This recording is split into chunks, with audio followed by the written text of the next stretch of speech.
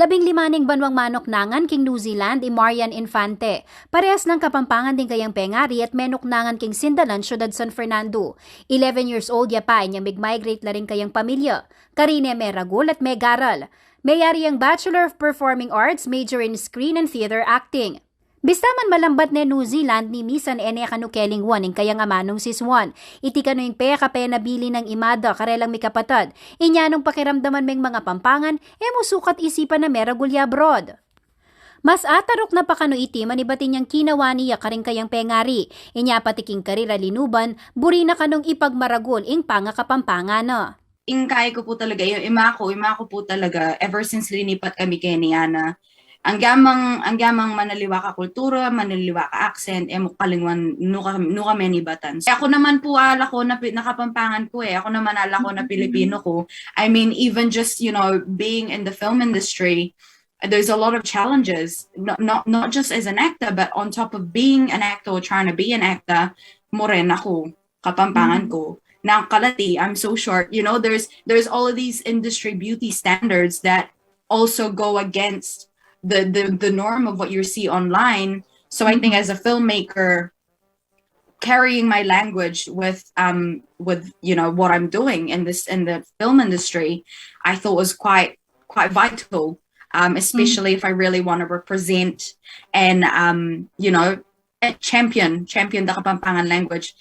Uli na niti, ing kayang peka mo munang pelikula ay palabas king New Zealand, Kapampangan ing ginamit ng amano. Aparte king lead actor ya, iya rin ing sinulat at may co-produce king mumunang diling Kapampangan Filipino drama short film. Apalabas king New Zealand, mi kapamagatiting Mekeni. Is a story about a father and daughter. So in anak po yung tata, they've moved and lived the majority of their lives in New Zealand, and basically the story follows the father and daughter and their journey of having to relearn life when the sudden passing of the mother. Kenny is also a champion for the struggles of migrants who come to another country that is not their own, and basically struggling with the idea of how do I belong, how do I stand strong on my own, especially when the language isn't something you're comfortable with, like.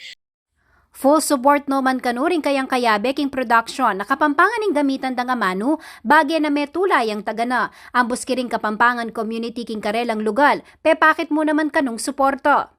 For me, it was really important for the New Zealand viewers or the viewers around the world who will see the work. It was really important for them to hear the language. It's kind of similar to, why we have such a big Korean drama following. We all have access to reading subtitles now. It should be the norm now. It should be the normal now that people can hear other languages on screen, and everyone has a space in the community. Everyone has space to speak their voice. Your story is yours. Agpangkang Infante, dakal mo naman kanu sinaob karing kabalena na tsuking Pampanggang ngeni king kayang pelikulang Mekeni.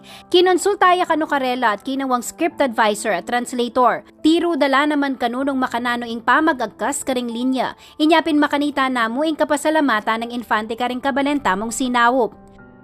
September 8 alas 7 ning Abaquete, Pilipinas, apanalbeing pelikulang Mekeni. Someday Stories ing platform ning Mekeni at i-release day ing film online. So I highly recommend that everyone follows Te and Kuya Collaborative on Facebook and or Instagram. All of the links will be shared across all of our websites so that it's easy for you to follow, easy for you to click, and then you can watch the film. It's only 10 minutes long. Ang puso ang storya naning Mekeni is very quick to digest. It's only 10 minutes of your time, so you can watch it over and over again if you missed anything. But yeah, it'll be online tomorrow for the world to watch. Mensahe ng Infante karing kayang kabalen? Ako susuko nung hanggang masakit yung pamag-aral kindi katang mano. I think it's always better for you to try than to disregard the language, because the minute we forget our language, our culture comes along with that, and there's too much to sacrifice to lose our language. Keep trying, keep practicing, keep speaking your language. Jennifer Salenga, CLTV News.